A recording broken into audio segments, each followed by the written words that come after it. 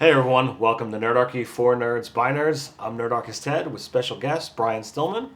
Today we're going to talk about your go-to D&D adventure at conventions.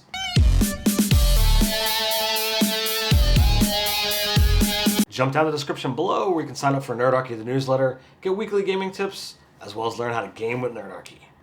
Alright, so Brian, do you want to introduce yourself and say where people can find you and what you do? Sure. My name is Brian Stillman. I am one of the co-directors on the documentary Eye of the Beholder, The Art of Dungeons & Dragons. I'm a filmmaker and a gamer. I've done some other movies in the past. I play a lot of D&D, as you know. Where you can find me. Facebook.com, Eye of the Beholder Movie, and eyeofthebeholdermovie.com, and all the sort of usual places. All right. So we're going to talk, you've done a lot of conventions over the years, and we kind of came up with this topic of having that go-to adventure, something that, you can pull out if somebody or a group of friends are like, I want to play right now, and you're like, but I didn't prep any material. So what are your thoughts? What are your feelings there? It comes up at a lot of times. It'll come up at conventions where we didn't get into D&D games that we all wanted to play, or often if I'm playing at home and my regular table, like half the people can't make it, so I'm like, I got to do something, but I don't want to run a regular adventure. So I have a couple things that I've run in the past that worked really well, worked as one-shots really well, and I've sort of refined them over the years. They're all homegrown. They're D&D 5e, but easily convertible to anything.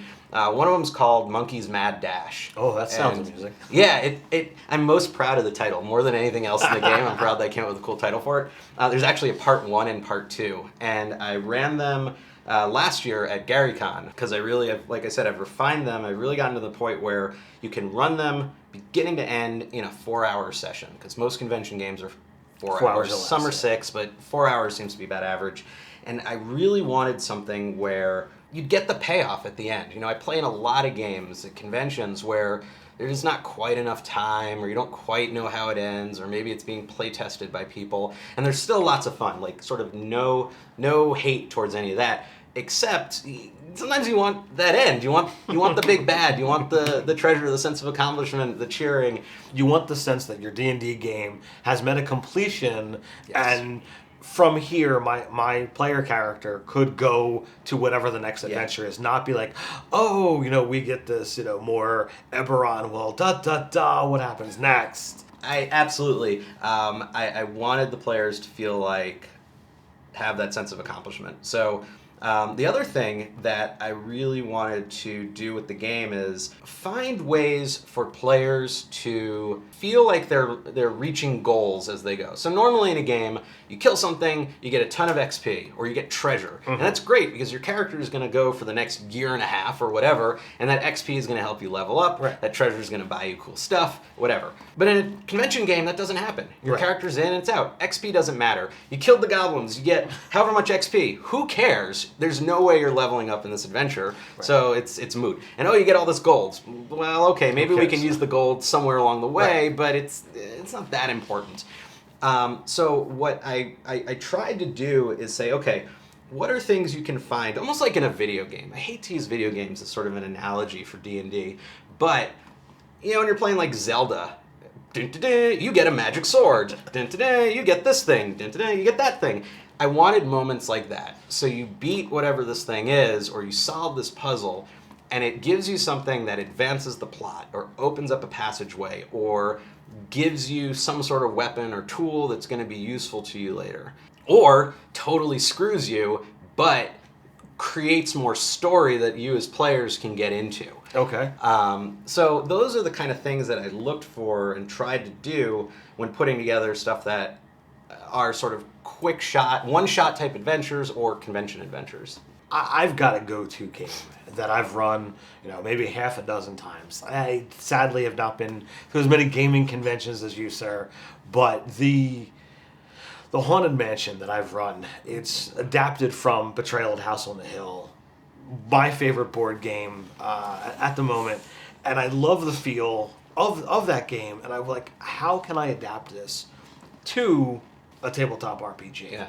And once you can get past you're trapped in the house, then it becomes the fun. You get the exploration. Yep. You know, there's some stuff that I've put in for role playing if they're not going to role play with themselves.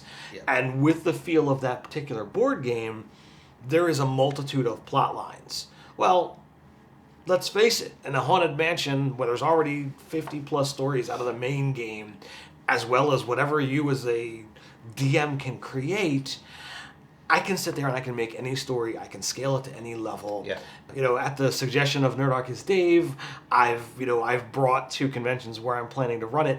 I bring the house tiles with me, so the players can literally move about the house. Yep. I use the mechanics from the board game itself of making the room stack, so that you want to go in here. I flip over tiles until I get to the right one, and boom, I've got all of the tiles that I use turned into room tiles that would make sense for a fantasy mansion.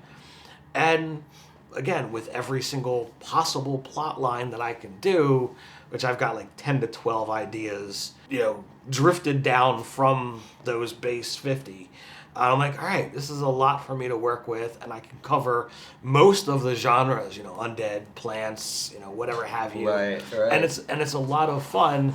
Every time I've done it, the players have gone in different directions. Some have stayed together. Some have scattered to the wind. Some are like, this is a puzzle. I don't care about the monsters. I'm just going to run. Others, they're like, I'm going to fight everything. And they're terrified that they're going to die at every corner. Others have just gone in and tried to get in with the nuance of the game and really dived into every little corner. When I ran this at the last convention, I had a player go into the sports room, which is supposed to be like the game room where there's like hunting trophies all around. Well, I put a Displacer Beast head. I put fantasy monsters that were there to show that, this is attributed to a fantasy game. Well, one of the players is like, I was hunting a Displacer Beast before I came in here. One of the other players thought I had slipped him a note, and he was dead set on that Displacer Beast being a part of this trap. And it was hysterical. So like every time I've done it, it's gone in new and interesting ways, and I thought it was pretty amazing. Well, you brought up something there that I thought was really interesting, this idea of putting in role-playing elements. So one of the things I've noticed with convention games, often, not always, but often there's a lot of combat. Because I think convention games or one-shots in general, you don't have a lot of time for too much exploration. You don't want to make it too sandboxy because then nothing gets done.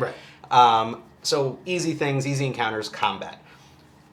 But role-playing is such an important part of a fun D&D game for most people. So one of the things I always try and do is put in some sort of encounter that doesn't have to be combat. Doesn't even have to be puzzle. It has to be something where the players get to interact with something. Right. So in Monkey's Mad Dash, the players, what they're trying to do, they've been told by this town they have to go rescue this monkey idol, this golden monkey idol. And the idol is important to the town because the magical properties of it allow for, the crops to grow and et cetera, et cetera. It's kind of a typical plot. There's nothing super special about the plot. So they know who stole this thing, they know where it was taken, but they don't know where in this sort of underground area it is. I elected to make it a dungeon crawl because I wanted to keep it somewhat contained, but that was it. So they get into this thing, they're going around, and every single time I've run it, they very quickly find the room where this idol is. It's in a treasure room. It's not really hidden in this complex because it's the Mad Wizard's complex, and everyone there is loyal to him, so he's not hiding it. It's in the treasure room. Right. So you go into the room, and they look around. They see a pile of treasure in one corner, all sorts of stuff that this group has been raiding, and then over there on a pedestal, the monkey. Very great. Okay, awesome. If any of them choose to look around the room, they'll notice a few other things. So in one corner, there's a pedestal, or not a pedestal, like a dais type thing, and on it is a big open book, just sitting there. And then there's a few torches, a little bit of light. If they really look around and make a few good rolls, they'll notice a big circle in the ceiling, big hole, about, maybe 6 feet wide. So they go into the room, seems clear, everything looks good. Start poking around this monkey, trying to decide whether they should grab it, and they hear a voice from behind them. Hello! How's it going? They turn around, and it's a spectator. Things just floating there. For those who don't know, it's basically a beholder, but with only 4 eye stalks, much less dangerous, crazier than anything you're ever going to find. Completely mad. They are called into existence by a wizard and given a task, and usually it's to guard a thing. They will let you do almost anything you want, as long as you don't do the thing. The one thing that you're not supposed to do, as long as you don't do that, they're cool. So I have this spectator, mad as a hatter, and he starts talking with them. If they show any interest in the book, he starts telling, because it is a great book. It is a book full of love and adventure, and oh my god, chapter 2, you just have to read it. And as he's talking to them, like, his tongue will occasionally go out and flip the page. And the characters can interact with this guy and talk to him and get weird with them, and it's totally fine. As soon as one of them makes a move towards the monkey, the eyes spin around, and this jovial, slightly battied spectator just, you're dead. If you go there, you die. So chapter 3, oh my god, when the heroine and the hero find each other, it is remarkable. So this back and forth, and the players usually have a great time with it. Inevitably, they gotta go for the monkey, so the combat's gonna be there. Some of them will try and be clever about how to get this monkey out without pissing off the spectator. Never works, because that's all the spectator wants to do. And of course, like, there's always gonna be, like, spectator. He's got lots of eyes. He's always got one. One's always watching. Always watching the players. And you make sure when you're running this, you tell the players, you notice one eye always tracking you through the room. One of those 4 eyes is always watching you. Even as he's going off on the book and whatever, offering to lend it to you when it's done. If the players get a look in the book, they'll look and see it's often filled with just gibberish, like, because he's completely crazy. Like sort of the, all work and no play makes Johnny a dull boy. You flip through and, it's the same type of thing. But I wanted to get that in there because I wanted to break up the combat, and not just with puzzles. I didn't want it to be this thing where the players are in a constant state of grind or constant, like, gotta figure out this puzzle, pressure. These things that release the steam, so then when the combat hits, it's like, all right, here we go, let's do this. And so far people have enjoyed it. All right, so if you're gonna make an adventure that you want to be able to go to at any point in time, scaling, that's going to be up to you as far as what you want to do with it. Like some things, like, well, this is a 5th level adventure, I can run it any time as a 5th. That's what I actually scale it to. But some things you can play around. Like, you could take that adventure and say, well, take out the spectator and put in a beholder and put encounters more appropriate. So it's possible to do that if you so desire. That encounter I could scale. The adventure itself, I think, would be tough to scale that high. Okay. The problem is it's a fairly simple... So one of the things I discovered is keep it simple. I played in adventures where you have too many choices, too many options, too many puzzles, too many of this, and nobody advances through the thing. So I said, I'm going to keep this thing easy. I'm going to make this dungeon fairly uncomplicated. So you walk in, there's a room to the left, there's a room to the right, there's this weird room in front of you. That seems like that's all it is. There's an encounter on the left with the spectator, that's where the treasure room is. This stuff happens in the middle that I can go into later. And that room on the right is this other room that's got some other stuff in it. Eventually you discover you can move a little deeper. There's 1 or 2 other rooms, and then the big bad. Along the way, there are a couple goblins that you fight. I can scale those up to make them orcs, I can make them bugbears, I can do it, but basically some stuff that you can just get into it with. And I can have as many come in or leave as I want if I'm playing with 3 people, if I'm playing with 8 people. There's a couple other bigger, more complicated encounters along the way, and then a really big twist where one of the players turns into a rock. Like a stone.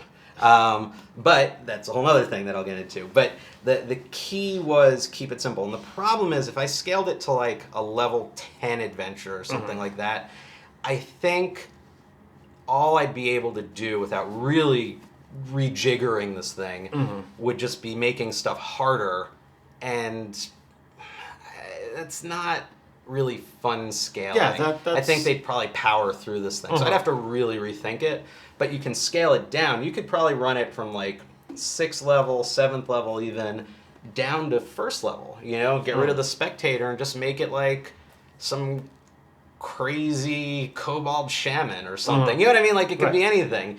The key is he's got to be nuts, and he's got to be frightening in his power, but not undefeatable. Right. You know, but something where the players go like, uh-oh. But they have to be able to think about it. I also do throw, I should mention, in the spectator room, I do throw in some animated armor, and the spectator is like, oh, you can take any of that stuff, I don't care. I don't even like the guy who's got me, like, guarding this stuff. He's a dick. So feel free to, like, take the treasure, and they'll, of course, ask, like, well, will it hurt? He's like, I don't know, because he doesn't know. Right. But they go in, and then this armor comes to life and starts wailing on them. So it's just to throw in, and if they do that first, unfortunately, now they're dealing with that and the spectator. And so, you know, it's throw some stuff in like that. So the thing that I would say, and, you know, feel free to, you know, weigh in, if you're going to create one of these things so that you can be able to pull it out of your back pocket wherever, at a convention or at your home table, is first and foremost, they have to get right into the adventure. You have to put them at the start of the dungeon. And that's a mistake I made with this at first. So, yeah. You know, having people start outside of wherever you need them to be opens up to, I want to go in the wrong direction. I want to go where I'm not supposed to go. And that can create a number of delays or situations. Yes, although I'd argue that whatever direction they choose to go, miraculously, that's where this dungeon ends up. Because who has time for, like, to go with the what I'm saying is, like, you're at the entrance of the cave. Oh, well, I don't want to go in. Like, right, or they want to scout it out, or they want to spend 40 minutes doing everything before eventually deciding, well, I guess we should go into the cave. It's like, and I only have 4 hours. I've had times where I've made that mistake. You know, the player's like, I don't want to go in, or, you know, I go in the wrong direction. So to me, getting them started, or they go in too cautiously, and they just move in so slowly. Yeah, it's like, just go in the cave, in the cave. Jeez. So having them, you start. You're there. This is what's going on, and you know this is what you want to do. You deliver. This is it. You deliver the goals. You deliver what the adventure is, and you treat it like it's a module. And then from there, then they can go and they can explore. Then there are options. And you want to give exploration. You want to give role playing. You want to give combat. If you're talking 4 hours, I mean, let's face it. That's really only 3 solid combats with time for exploration and role playing. Yep. That's exactly what I've gotten this thing with a few other wandering dudes just in case they power through. Right. The other thing I tell my players is, with this type of adventure, this thing favors the bold. This is not an adventure where you inch your way down every freaking hallway, checking... I'm like, look, yeah, there might be some traps there. You guys will figure it out. Or you'll die. Who cares? These characters don't matter. It's a one-shot. It's a one-shot, power right? through. Yeah, you will have more fun if you go in gonzo. And yeah, certainly some level of caution, because if you fall into a pit trap or something stupid like that, it's going to complicate your lives. But who cares? Overly cautious is going to drag this thing out and make it boring and just... You're not going to have the kind of experience that you're going to have where if you just charge in there, charge in intelligently, you lose a little caution, but not the way some players tend to play when it's a character they've been building for the last 3 years, and it's like they've fallen in love with this character and they don't want to do anything. They become paralyzed by this idea. First of all, it's 5th edition. It's really hard to die in 5th edition. It's a complaint that I love 5th edition, but it's a complaint I sometimes have where no matter how much I throw at players without getting stupid about it, they don't die. And they start to understand their own immortality, and they stop feeling a little bit of that tension. Well, in this case, I want them to feel that. I want them to be like, look, the chances of me killing you in this are pretty low. I'm going to try. I'm going to throw stuff at you that challenges you. But the rules, the death saves, and you got the cleric, and you got this, and you got that, you're probably going to be okay. The question is, will you accomplish all your goals going through? Will you do it in a way that lets you sort of get all these bits and pieces? Will you do all these things? That's what you should be worrying about, not will I die. That said, nearly killed someone twice. So it happens. All right, Brian. So let's give the viewers one last chance to say where they can find you. We'll try to remember to put the links down in the description below. All right. The best way to find me is through the films. So the most recent one is called, and probably most pertinent to your audience, Eye of the Beholder: The Art of Dungeons and Dragons. We're premiering it. I guess we just premiered it at GenCon.